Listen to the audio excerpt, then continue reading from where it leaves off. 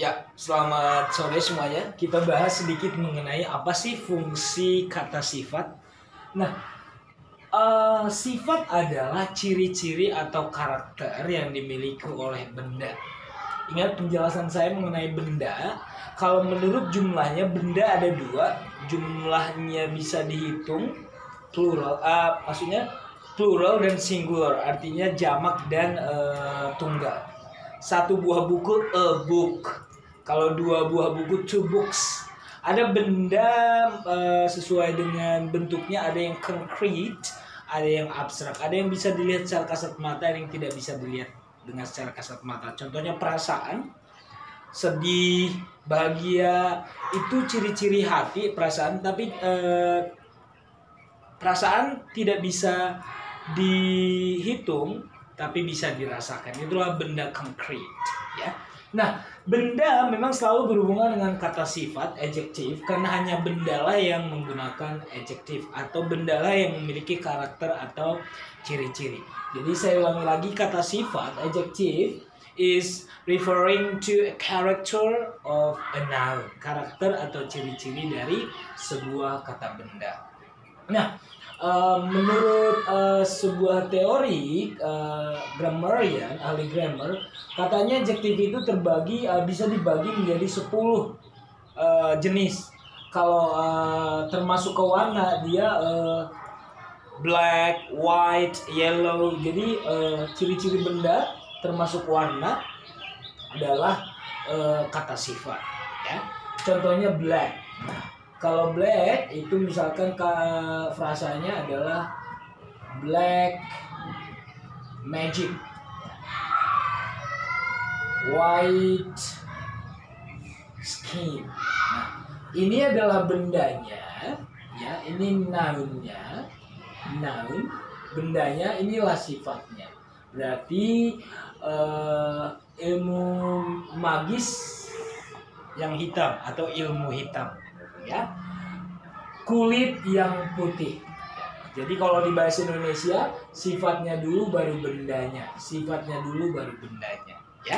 Jadi semua jenis warna itu adalah ciri-ciri benda, ya. Jadi boleh dikatakan berarti semua warna itu termasuk ke dalam jenis kata sifat, ya. Jadi ada black, white, yellow, dan lain-lain. Oke, selanjutnya adalah pendapat, opinion. Ada yang bilang benda itu baik, kamu baik, gambar itu buruk atau jelek, ya. Itu salah, itu benar. Jadi opini atau pendapat atau hasil pemikiran itu termasuk kata sifat atau ciri-ciri benda yang dihasilkan oleh pemikiran kita. Ada good, ada bad, ada right, ada wrong, dan lain-lain. Jadi ini termasuk kata sifat ke dalam kelompok opinion atau pendapat. Nah, ukuran, nah ini jelas kita selalu berhubungan dengan benda yang punya ukuran. Ada yang small, ada yang big, ya. Ada yang large, ya, lebar. Ada yang wide, lebar, ini besar. Wide, ada yang narrow, sempit, ya. Jadi ini adalah ukuran. Ya, contohnya big mouth, mulut besar, ya. Small town, kota kecil. Oke, large land, lahan yang luas, ya. Oke, jalanan yang lebar, wide street, ya. Jadi ini ukuran itu termasuk ke dalam kata sifat, ya. Jenis-jenis ukuran, jenis-jenis pendapat, jenis-jenis warna itu termasuk adjective. Karena memang ciri-ciri ini dimiliki oleh benda. Oke, usia, ya. Usia memang selalu dihubungkan dengan benda, ya. Contohnya usia manusia ada old, ada young, ya.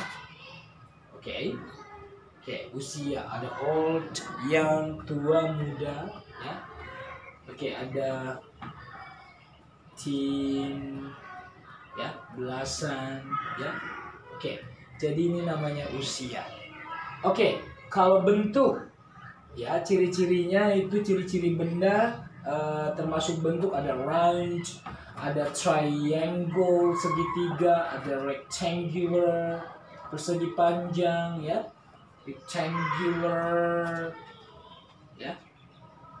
Oke, ada round, ada half round, ada circle, ya. Jadi itu adalah kata sifat. Jadi jenis-jenis bentuk itu termasuk ke dalam kata sifat karena bentuk itu dimiliki oleh benda. Asal, original, contohnya Indonesian food, ya. English woman. Jadi ini berasal dari negara mana? Contohnya makanan Indonesia, Indonesian food, ya. Oke, saya buatkan dulu contohnya. Indonesian food. Inilah bendanya, berasal dari mana makanannya? Dari Indonesia. Jadi Indonesian ini bukan orang tapi sifatnya berasal dari. Jadi origin atau asal itu kata sifat, ya. French fries, ya, yang sering kita lihat. Jadi gorengan yang dari Prancis, French fries. Meskipun diartikan adalah kentang goreng, ya, French fries, ya. English woman, perempuan yang berasal dari Inggris, negara Inggris, ya. Jadi itu adalah kata sifat termasuk origin atau asal. Nomor 7, selanjutnya jenis kata sifat itu termasuk ke bahan-bahan atau materi benda, silver. Nah, ada namanya di sini golden, ya, emas, ya. Sifatnya emas, sifatnya silver atau perak, ya. Oke. Ada namanya terbuat dari bahan metal. Oke. Ada aluminium, ya. Jadi ini adalah bahan-bahan benda, materi. Jadi ini adalah sifatnya. Silver queen, ya. Golden age, usia emas. Metal plate, ya. Piring yang terbuat dari bahan metal. Aluminium gelas yang terbuat dari berbahan aluminium. Oke, selanjutnya jarak, distance. Ada long, ada short, ya. Oke. Oke, ya. Ada yang panjang, ada yang pendek, ada yang tall, ya. Oke. Jadi ini adalah jarak. Ada yang far, jauh, ada yang dekat, near, ya. Jadi itu semuanya adalah kata sifat, masuk ke dalam kelompok jarak. Selanjutnya adalah cuaca atau kondisi. Ini gampang banget, ada hot, ada cold, ada fresh, ada cool, ya. Contohnya musim panas, hot season. Season itulah bendanya, hotnya adalah sifatnya. Cold water, air dingin.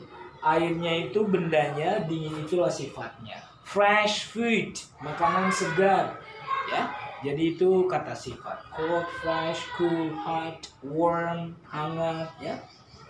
Jadi itu adalah kata sifat.